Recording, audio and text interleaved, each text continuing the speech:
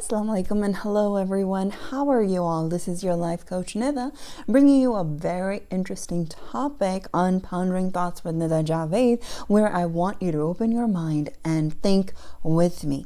Now, today's topic is very interesting, something a lot of married couples think about. How to avoid an argument in your marriage. Those little itty-bitty arguments that turn into a big fire and flame, and then the couples are having the hardest time of saying, I'm sorry, or making up for the lost time, or then we lead to all the interesting ways of making up, and sometimes arguments grow and blow up so big that, guess what? Things take a turn for the worst.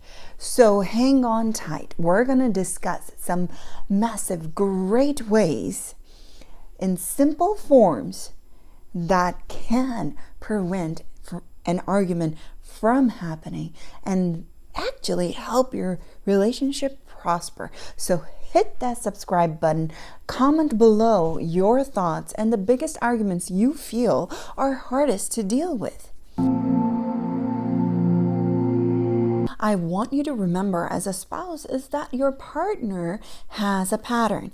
If this is the first year of marriage, it's going to take you a while to figure that out. That is why the first year is so hard. If you are a newly couple, I can assure you there will be difficult patches after the honeymoon phase is over, because a lot of self-discovery is going to happen. This is a new role for your husband to play or your wife to play this. So new role comes with new responsibilities, comes with new discoveries and abilities and skills. And to perfect in your skills, it takes some mistakes, it takes some perfection, it takes a lot of practice.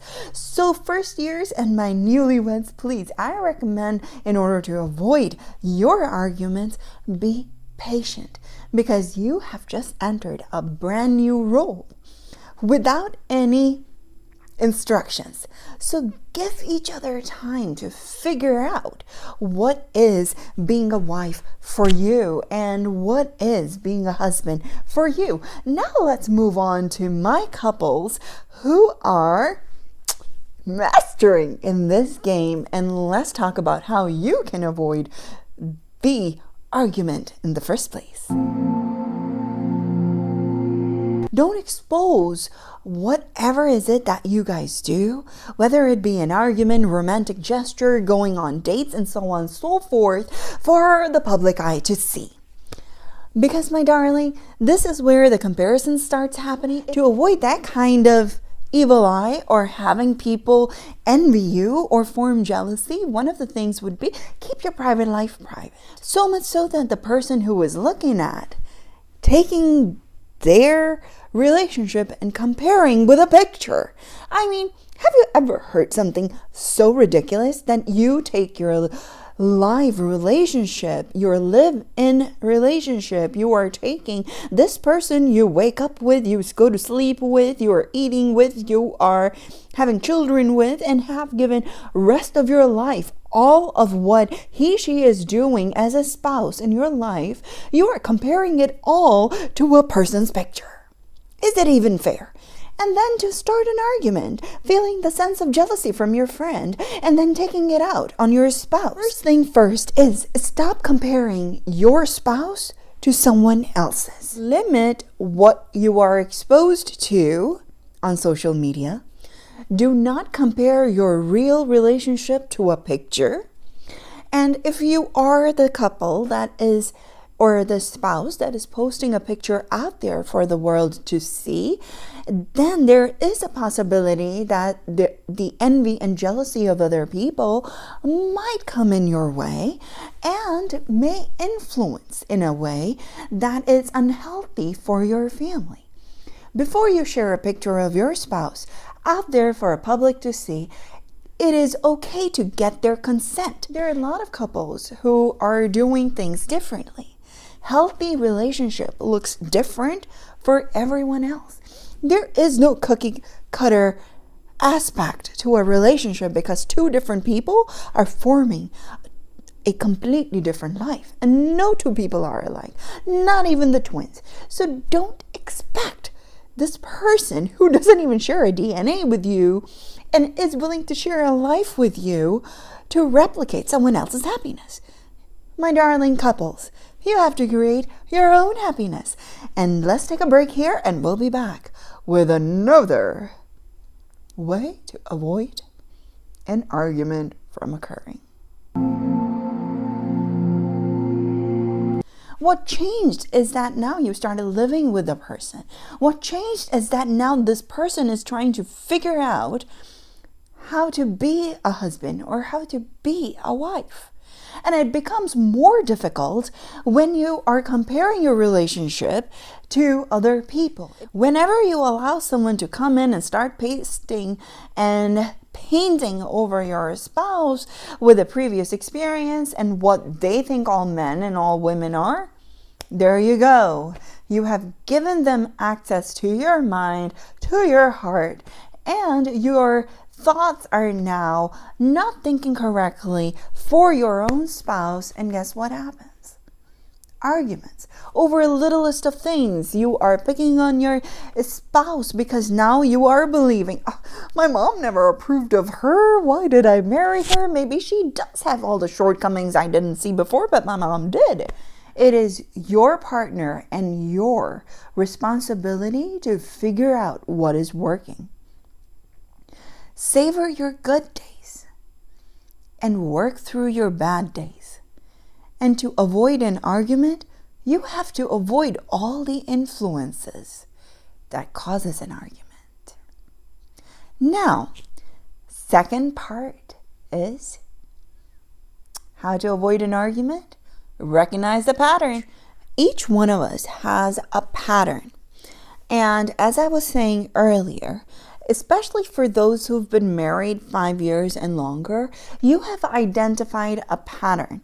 Of course, human body changes, human thoughts change, and person grows and evolves and develops. One of the things pattern identifying helps with is that you know what can trigger your partner. Unless you are consciously trying to trigger your partner, you can simply avoid silly, dramatic arguments. Unless you are actively seeking an argument because you have to get rid of that frustration that's building in, you can simply use your pattern, your spouse's pattern, to avoid it. For instance, knowing your wife's cycles can be a big indicator. In the moments where she may need extra help in remaining calm, and she may need you to understand that this is a difficult portion of time and you need to be patient, allow her that time. Show some patience during that time. The difficulty in somebody's behavior, when you identify that, and this is something that's consistent, then it becomes easier to be understanding towards your spouse during those times, rather than get frustrated when they are being a difficult person. Having an understanding of their behavioral patterns will enable you to avoid possibilities of argument coming from their frustration. Certain behaviors of their coworker makes them behave in a way that is unpleasant at home.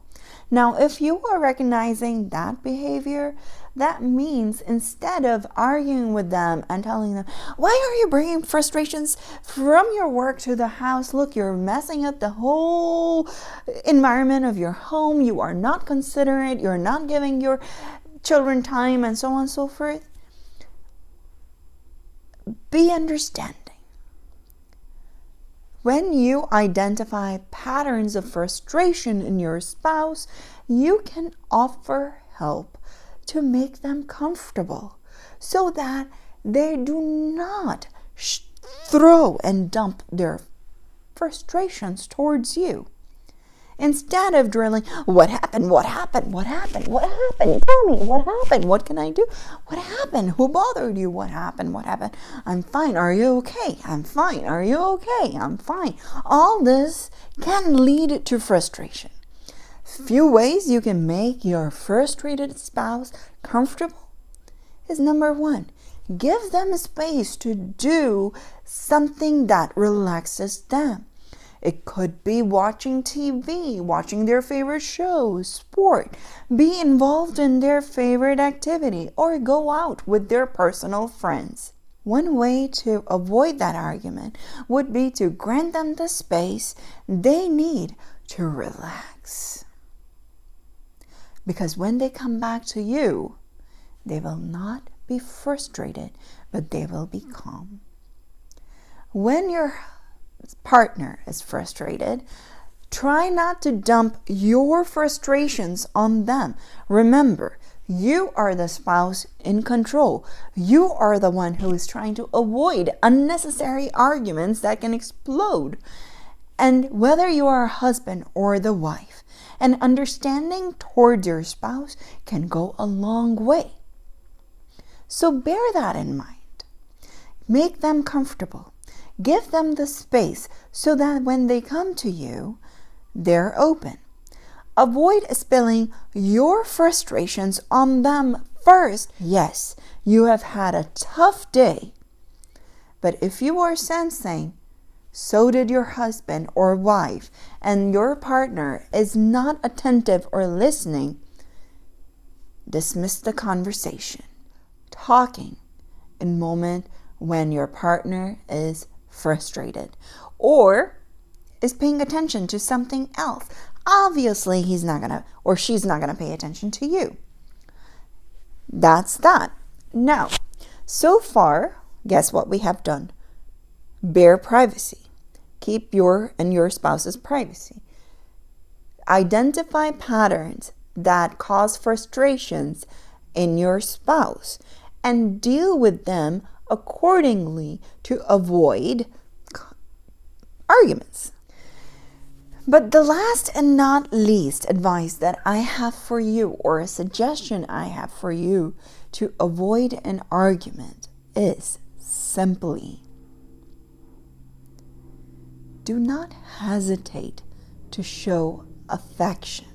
Do not be abusive verbally towards your partner. She may be quiet at that time, but will hold your words in their heart for a very long time. So even when you are frustrated, you are angry with your partner, avoid saying hurtful words. Insulting, bringing your spouse down is not going to make matters better. You're frustrated with your spouse's behavior, your partner's behavior. Before going to anyone else, tell your partner that this is the action you are doing and I've been very quiet about it. Can we fix this? Can you do this for me? Because believe me, either asking for your spouse's permission to do something, especially if it involves them, or just showing respect enough and informing them of what action you are about to do. You're informing them where you will be. This is not just that you are actually valuing your partner. You are actually setting up for your safety too, so that one person is always aware of where you are. And who better than your partner, right? So, before you go speaking and complaining about your partner elsewhere, talk to them. Before you start assuming things about your partner, that, oh my goodness, he might be a cheater, or she might be a cheater, or they might be doing this behind my back, or doing this behind my back. Before you form assumptions, talk to them. Try to find out if there is something that is driving them away from you. Do your part. Do what you can to avoid the frustrations, unnecessary arguments by being the person who is more attentive to the surroundings, to the behaviors, and to oneself. And when both of you start doing these things, both of you practice these three elements, I have no doubt that your relationship will have the least of arguments. And most of all, speak to your partner first before you speak to anyone else. Keep loving, keep living. Have a nice day and rest of your life.